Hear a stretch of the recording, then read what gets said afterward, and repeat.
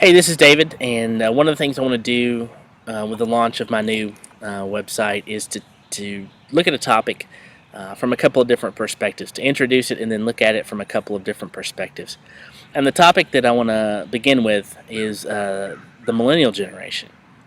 And this is the largest generation in American history, the most educated generation potentially in American history, and it has huge impact for not only how culture is going to evolve, how business needs to deal and market and work with this generation, but it also has an impact on how the church is going to be affected by this generation as well. So the millennials are those folks who were born roughly beginning in about 1980. So they're just over 30 years old right now, and um, so it could be people who were born in the 70, 78, and even up until today. So you kind of have that 30 to 35 year time frame that defines the millennials. And the millennials have several different characteristics. First, they're socially active. They're heavily involved in community service, and they focus on a larger picture rather than simply the individual needs. In their book, The Millennial Makeover, the authors talk about what this might mean. They say that they identify with specific political parties and tend to be straight ticket voters. They have a rising voter turnout, and they have positive attitudes toward politics and political institutions. They focus on broader societal and economic issues. They have a greater ability of the political process to deal with the major concerns in institutional building. So they're more interested in building the institution um, than the individual, and they seek out greater economic equality. And millennials are also very compassionate people. They volunteer mainly because they want to help people. They want to be part of changing lives and changing communities. And they have quite a bit of angst against selfishness, even though they themselves are quite selfish. The millennials are the largest generation in America. Over 95 million of them, even bigger than the baby boomers that would be my parents. Um, they're confident. They've been raised to believe that they can do anything. Their parents have told them they can do anything. That they're special, and that specialness drives their confidence. They really do believe things can get better. That things will get better. It also means that they've lived sheltered lives, highly protected as kids. They were spared conflict and even spared losing. They've grown up with what one has called a helicopter pilot, which is helicopter parents, excuse me, which describes how the extreme involvement that many parents had in their lives. They hovered overhead to make sure everything is okay, and they intervened the moment that it wasn't okay.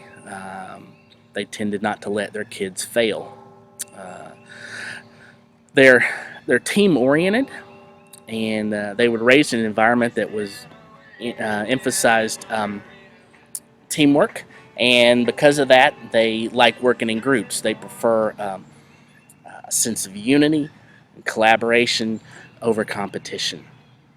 And so they seek out support from their friends, and because of this, they're highly social, just not in how we have defined social in the past. They're very unreligious. About 25% of all millennials are unaffiliated. They have no affiliation with any religion, but that doesn't necessarily mean that they don't believe. They tend to pray about as often as their elders did in their youth. Millennials are narcissistic. One study says that they're more narcissistic than their elders and increasingly value money, image, and fame more than things like self acceptance or affiliation or community. Um, in 1970s, college students ranked being well off financially as their number 8 concern. For millennials, it's consistently at the top of that list. And and they spend a lot of money on luxury items. They don't have jobs. Many of them don't have jobs. They owe a lot on student loans, um, live off their parents, and have degrees in things like English and philosophy. But they increase spending on premium fashion and services about 33% in 2011, and they do this by skimping on food and rent, housing, and long-term financial management plans. And others just buy off their parents, use their parents' money to make these purchases. A Wells Fargo study recently showed that while 61% of the millennials see themselves as savers, their actions don't support that. 42% of them say that their debt is overwhelming. And millennials are stressed out, probably the most stressed out generation in American history. And in addition to being the largest, they're the most stressed out. A recent study in the American Psychological Association, the APA, says that the millennial generation has more stressors than generations before it, and that they're not equipped to be able to handle that stress effectively. And the source of their stress is money, work, and things like the cost of housing.